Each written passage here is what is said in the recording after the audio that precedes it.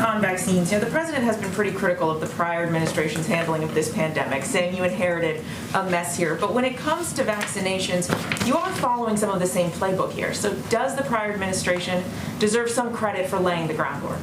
Which ones are we following?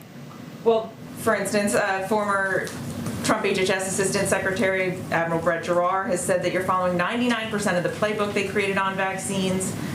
He has said that the prior administration deserves more credit here for at least getting the ball rolling on some of these. I don't think anyone deserves credit when 500,000 people in the country have died of this pandemic.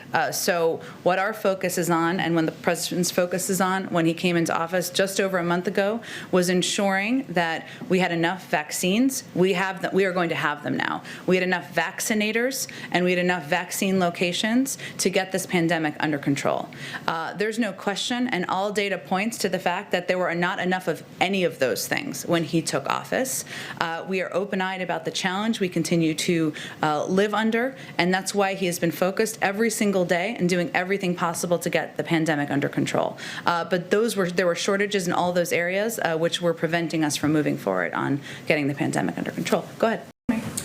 The governor of Mississippi has responded to the president's comments yesterday, and he seems to have taken offense at some of the president's language. He says Mississippians don't need handlers. I just think we should trust Americans and not insult them. He's making an argument that this is really about personal liberty here. Does the president have any second thoughts about the language that he used yesterday, and how does comparing someone to a Neanderthal help convince them to change course and get on board with your public health message?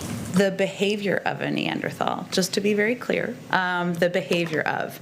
Look, I think the president, what everybody saw yesterday was a reflection of his frustration and exasperation, which I think many American people have, that for almost a year now, people across the country have sacrificed.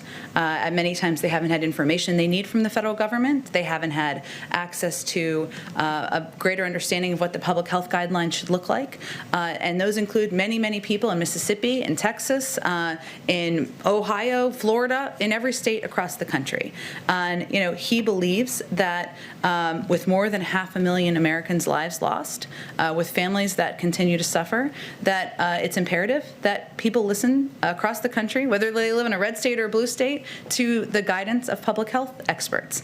At the same time, you've watched the president closely for some time, Mary, as you all have. He's going to engage with and talk with people who disagree with him on a range of issues, including this one. But he believes that if we're going to get this pandemic under control, we need to follow public health guidelines. He simply was asked the American people to abide by wearing masks for 100 days. We're at about day 40. Are we at day 40? Around there. 60 more days. That's what he's asking, and he's certainly hopeful that businesses and people across the country will continue to do that. Has he reached out to governors?